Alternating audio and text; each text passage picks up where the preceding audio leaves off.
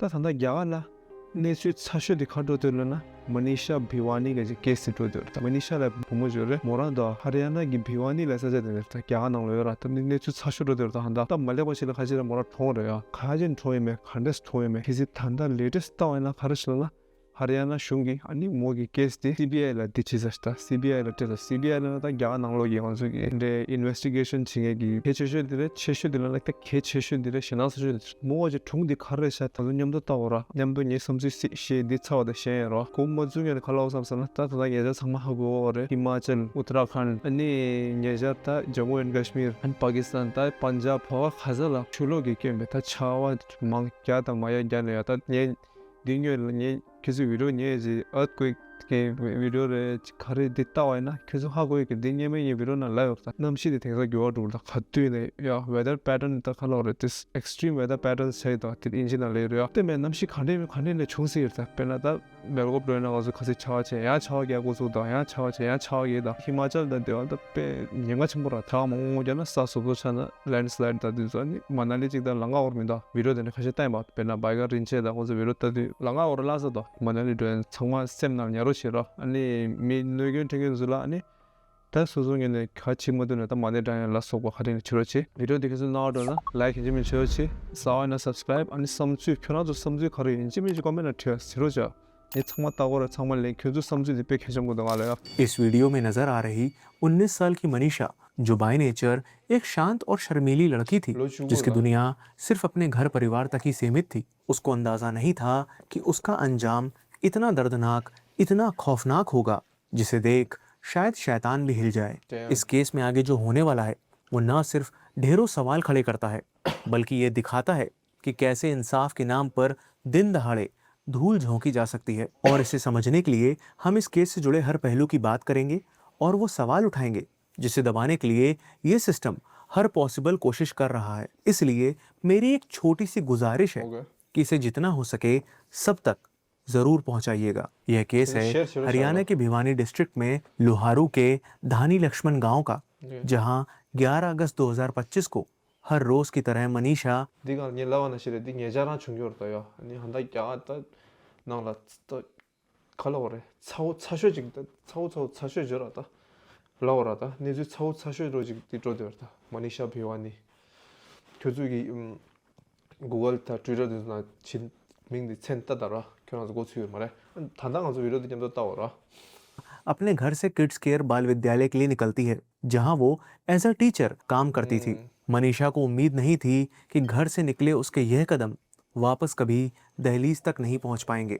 उसी दिन दोपहर 1:58 पर मनीषा स्कूल से निकलकर पास के एक नर्सिंग कॉलेज में एडमिशन फॉर्म लेने के लिए गई थी और इस बारे में उसने अपने पिता को बता रखा था। यह फुटेज एक लौता डिजिटल एविडेंस है जिसमें मनीषा आखिरी बार देखी गई। दिन ढलने तक जब मनीषा घर नहीं पहुंची तो घर में मौजूद मनीषा के दादाजी को उसकी चिंता होने लगी। गुजरते वक्त के साथ दादाजी की चिंता बढ़ती जा रही थी और इसी चिंता में वो बस के ड्राइवर के पास पहुंचे जिस बस से मनीषा रोज स्कूल के लिए जाती थी।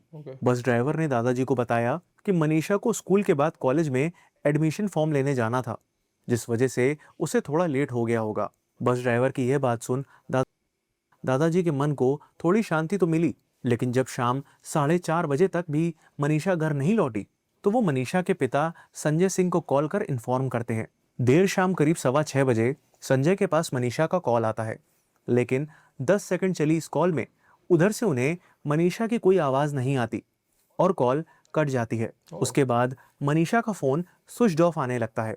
घर पर कॉल की तो पता चला मनीषा अभी तक घर नहीं लौटी थी। दिल में जब किसी अनहोनी का डर बढ़ने लगा तो बिना वक्त गवाए संजय तुरंत लोहारू से बस पकड़कर सिंघनी के आइडियल इंटरनेशनल कॉलेज पहुंचते हैं, जहां से मनीषा नर्सिंग का फॉर्म लेने के लिए गई थी। जब संजय कॉलेज के गार्ड से पूछते हैं कि क्या वहां कोई मनीषा नाम की लड़की आई है तो वो इनकार कर देता है। रिसेप्शन पर भी संजय को यही जवाब मिलता है, लेकिन संजय ने जो बात नोटिस की वो ये थी कि उस रिसेप्शन पर मौजूद उन तीनों ने ही शराब पी हुई थी। संजय ने तुरंत 112 डायल कर पुलिस को इन्फॉर्म किया और जब दोबारा वो पुलिस वालों के साथ कॉलेज पहुंचे तो कॉलेज स्टाफ ने सीसीटीवी फुटेज दिखाने से मना कर दिया।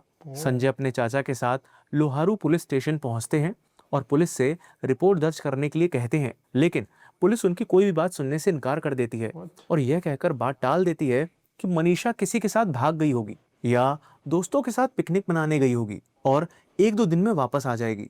पुलिस से ही अपनी बेटी के लिए ऐसी बात सुन और उनका यूं ढीला ढाला रवैया देख उसके पिता संजय बेबस और निराश होकर घर लौट आते हैं। अगले दिन सुबह यानी 12 अगस्त को संजय दोबारा लोहारू पुलिस स्टेशन पहुंचते हैं, जहां सारा दिन बस बहानेबाजी करने के बाद फाइनली शाम 5:30 बजे एएसआई शकुंतला उनकी रिपोर्ट दर्ज करती है। इसके बाद जब एएसआई शकुंतला आइडियल कॉलेज जाकर सीसीटीवी फुटेजेस दिखाने के लिए कहती हैं, तो उन्हें भी कॉलेज स्टाफ फुटेज दिखाने से इनकार कर यह बोल देता है कि पुलिस की मौजूदगी में ही वो उन्हें सीसीटीवी फुटेज दिखा सकते हैं। पुलिस ना सिर्फ वहां से वापस लौट आती है, बल्कि मनीषा के मोबाइल की लास्ट लोकेशन को ट्रेस करना तक जरूरी नहीं समझती। अगले दिन 13 अगस्त को संजय के पास एएसआई शकुंतला का कॉल आता है कि उन्हें आइडियल कॉलेज से करीबन 1 किलोमीटर दूर एक नहर के पास एक खेत में एक लड़की की डेड बॉडी मिली है, जिसकी शिनाख्त के लिए उन्हें वहां आना होगा।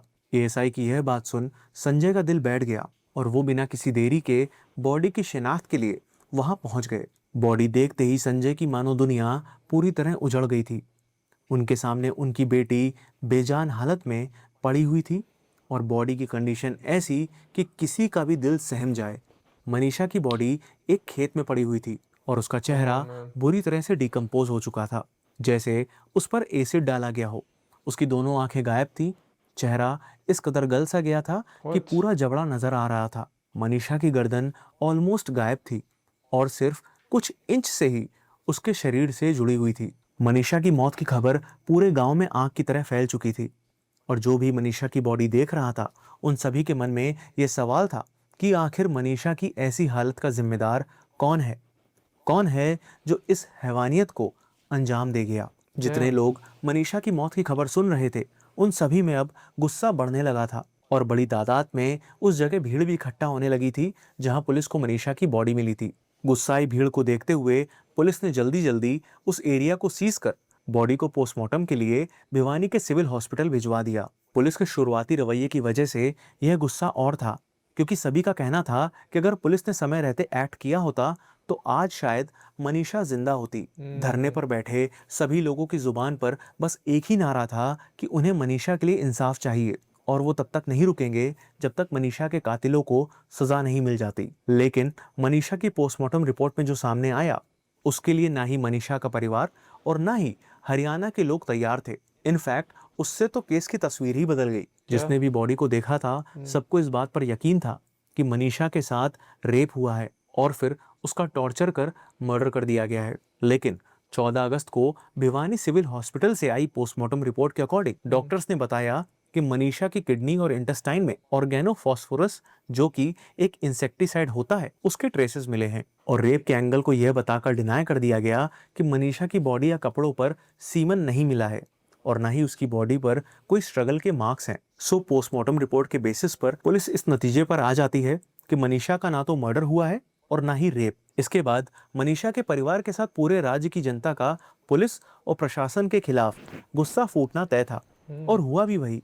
इसलिए केस में लीपापोती के लिए सरकार ने कुछ पुलिस वालों को ट्रांसफर किया और कुछ को सस्पेंड कर दिया। बात ज्यादा ना फैले तो इंटरनेट को बैन कर दिया और घर वालों को शांत करने की खातिर सेकंड पोस्टमार्टम के लिए 16 अगस्त को रोहतक पीजीआई में बॉडी को पोस्टमार्टम के लिए भेज दिया। बट यहाँ की रिपोर्ट तो इससे भी ज्यादा फ्लॉड निकली। PGI medical superintendent doctor Kundan Mittal ने बताया कि गले में जो कट के निशान है वो इर्रेगुलर हैं और आशंका है कि किसी जंगली जानवर ने इसे काटा हो। साथ ही वही सेम बातें दोहरा दी गई, जिसमें सीमेन के ना मिलने से रेप का एंगल ना होना, चेहरे की बुरी कंडीशन के पीछे एसिड अटैक नहीं बल्कि जंगली जानवरों का हाथ होना जैसी बात कही गई। जब यह डिटेल्स घर वालों तक पहुंची तो उन्होंने मनीषा का अंतिम संस्कार करने से मना कर दिया और ये मांग की कि जब तक कातिल पकड़े नहीं जाएंगे वो अंतिम संस्कार नहीं करेंगे। 18 अगस्त को पुलिस अचानक से यह क्लेम करती है कि उन्हें मनीषा का लिखा हुआ एक नोट मिला है। बॉडी मिलने के इतने दिनों बाद पुलिस के पास ये नोट कैसे आया और अगर पहले से ये नोट था तो फिर इतने दिनों तक छुपाकर क्यों रखा? सभी जनता और परिवार को लगने लगा कि यह एक बहुत बड़ा कवर अप है किसी बहुत ही पहुंच वाले शख्स को बचाने के लिए जो इस केस का असली गुनहगार है। इंसाफ और न्याय के लिए उठी आवाज को शांत करने के लिए एक दिन बाद हरियाणा के सीएम का ट्वीट आता है कि मांग के मुताबिक इस केस की सीबीआई जांच होगी और एम्स में तीसरा पोस्टमार्टम होगा। बट सच कहूं तो मनीषा के केस में शुरू से ही इन्वेस्टिगेशन और पोस्टमार्टम में इतनी बड़ी बड़ी गड़बड़ हुई है या फिर शायद की गई है कि सच सामने आना लगभग नामुमकिन सा बन गया है।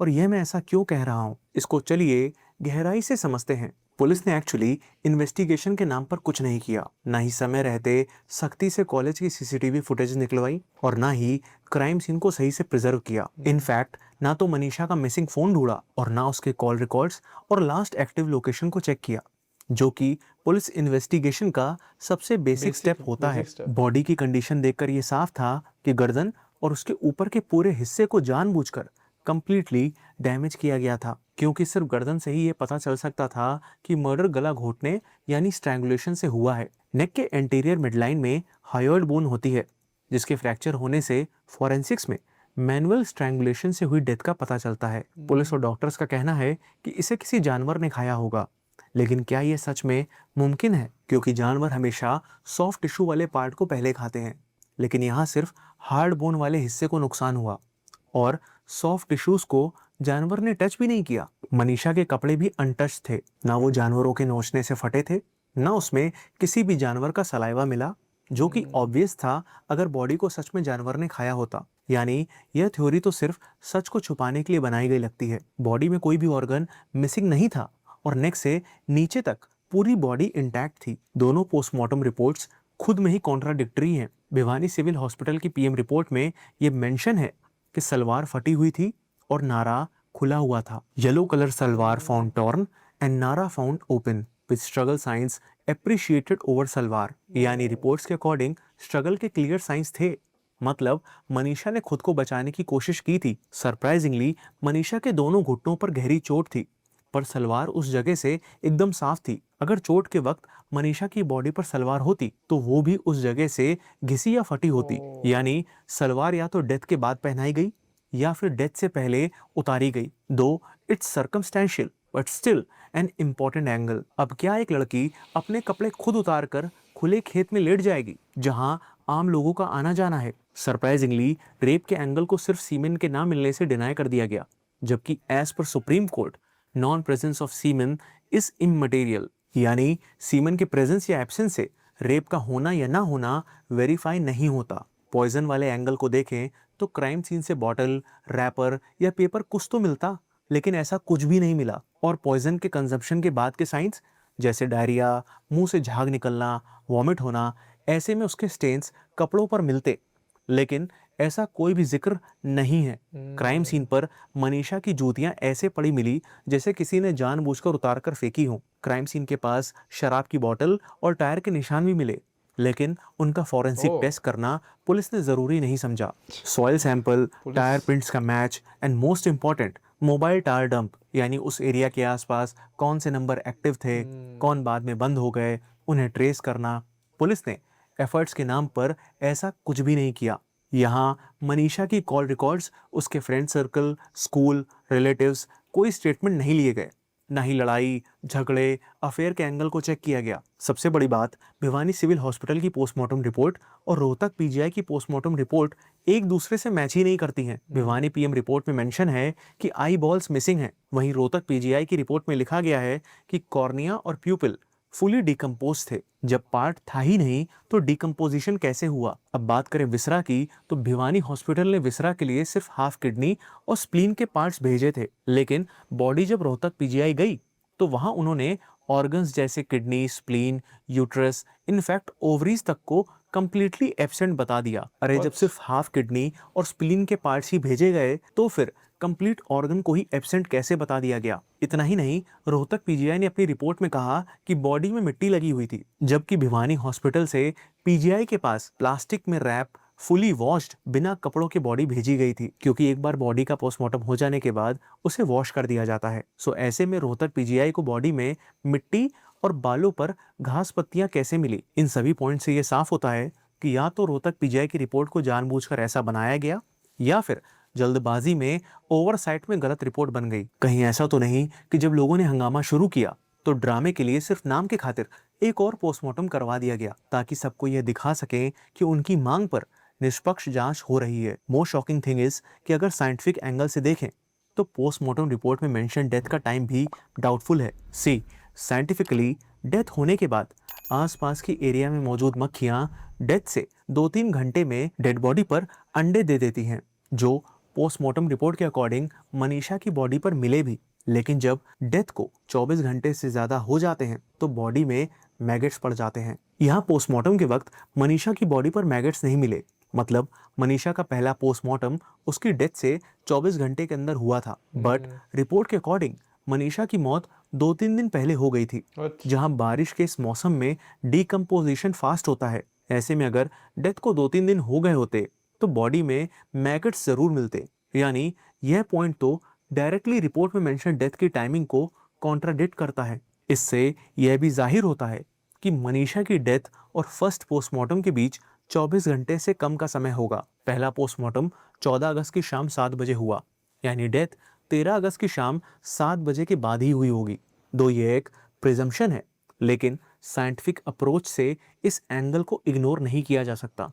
इस केस में जितने भी रीजन दिए गए हैं वो सभी बेहद खोखले से लगते हैं, जिसमें सबसे पहले आता है वो नोट जो पुलिस को मनीषा की बॉडी मिलने के कई दिन बाद मिला। और इससे भी बड़ी बात उस नोट की हैंडराइटिंग। जो नोट दिखाया जा रहा है उसमें हर वर्ड अलग अलग लिखा हुआ है, मानो लिखने वाले ने बड़े आराम से लिखा है। जबकि इस तरह के नोट लिखने वाले की मनोदशा इतनी एजिटेटेड होती है कि ऐसे में हैंडराइटिंग का फ्लो थोड़ा डिस्टॉर्टेड होता है, ना कि इतना कंपोज्ड। नोट में ना तो मनीषा ने इस तरह के किसी कदम और ना ही ऐसी किसी इंटेंशन का जिक्र किया है जैसा पुलिस बता रही है।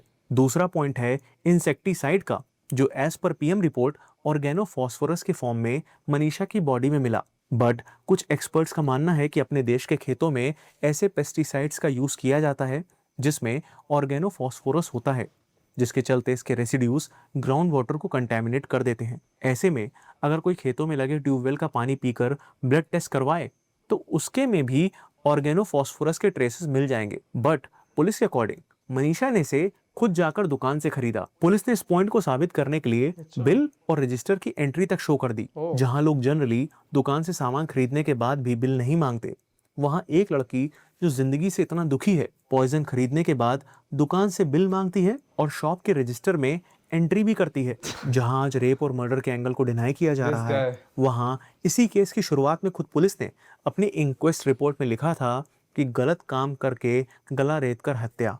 मतलब पहले दिन पुलिस ने खुद मर्डर का एंगल माना और फिर आगे जाकर पूरा नैरेटिव ही बदल गया। जब न्याय की गुहार लगाई गई तो सरकार ने पुलिस ऑफिसर्स के सस्पेंशन और ट्रांसफर का लॉलीपॉप थमा दिया, जबकि जरूरत थी इस केस को एक अच्छे और ईमानदार ट्रैक रिकॉर्ड वाले ऑफिसर को सौंपने की। लेकिन नहीं, उल्टा सच और नैरेटिव को कंट्रोल करने के लिए कई सिटीज में इंटरनेट को ही बैन कर दिया। बीते केसेस को देखते हुए अब तो इसकी उम्मीद भी बेहद कम है कि इस केस में सीबीआई या फिर एम्स की 3rd पीएम रिपोर्ट कुछ नया खुलासा कर पाएगी। सो यह पूरा केस क्या दिखाता है? यही कि इन्वेस्टिगेशन में इतने लूप होल्स हैं कि अगर असली कातिल पकड़े भी जाए तो वो भी बड़े आराम से कानून की गिरफ्त से बचकर निकल जाएंगे, क्योंकि कोर्ट में हमेशा बेनिफिट ऑफ डाउट एक्यूज्ड को जाता है। बिकॉज ऑफ दिस ये कहना गलत नहीं होगा कि यह एक क्लियर कट मर्डर का केस दिख रहा है with high probability of rape और अटेम्प्ट टू रेप, जिसे नेग्लिजेंस और मैनिपुलेशन से इतना डैमेज कर दिया गया है कि सच और इंसाफ की उम्मीद करना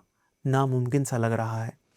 क्या है गेस्ट शेनस जो दोदरता वा दिन जो अगर ने जो इंफॉर्मेशन स्टडी का हाउ में था थारे थमा थंगबो थारे थमा नमो तय ता खुरांग लावन से थारा नाय थारा समगुदिया होमो जिंग जेता लोमिंदा मालोदि लादाता पालाई छाडुदि पुलिस के रिपोर्ट थोराता छेगी दि खंबादि प्योरा खाउस पेमिंदा सानी गोंदा शिने रिपोर्ट थि नायगा छाडुदि डेड बॉडी नियस क्लब मज पोस्टमार्टम जिराता सुबु किजुगी तमासे हाको ortara पुलिस के दे इन्वेस्टिगेशन की दोदान रहता सुबु जुंगो ने तय रहता कोना केन दिखा रे चलने या अंदे जो नोर्गोटे या कोने छिमास्टी नियोजिक छिए नोर्गोटे पोस्टमार्टम त सुबाद एम्स छिदा खजा अनि सिने त हंदल फुंगो टाय जोरा ति छिजारया ति दिदाnga हागोस तिंगा हागोसया ति छिजाय मान थारिंगरा नि सीबीआई ल टेसशरा त ngara था पुलिस की क्या पुलिस था इन नो रादा छंगमा केजे निगमचु रजिस्टर क्या नालो पुलिस था या बोय मा उबेर या हनी सजे मांगसे लता मी जिगा दा बा उबली रादा तिजु वाला दे दिदा 캐치야 막사요. 또 조타 되느라 지금 니 제발 조타 엔데 도 징기다 페이지야. 제자가 아니 또디 머니샤 비와니 이제 코너로 주고 살다. 니세나 공부야 도어다 찾았다. 야가나 되네 가져였다. 뭐라게 케이스 때문에 니 가지는 미몽고게 케이스 랑장 아니 가져 하고 있다요. 그래 미몽고 있게 미몽고기다. 내가 뭐게 치는데 치도 신경 가져 하고 있다. 내가 한번 고조 가져였다. Hopefully 다 케이스 아니 좀데 딱딱 좀데 딱딱지라 퇴행이래요 치유라 말아 섬지가 다라니라 안 믹스해라 딜 믹스해라 민도 다른 위로디 균수기 나와도나 라이크 해주면 좋지 아니 인류를 나오나시 결혼수디 콜라 섬지고를 커뮤니티로 자 오케이 만 제뱅이 도와줘요 guys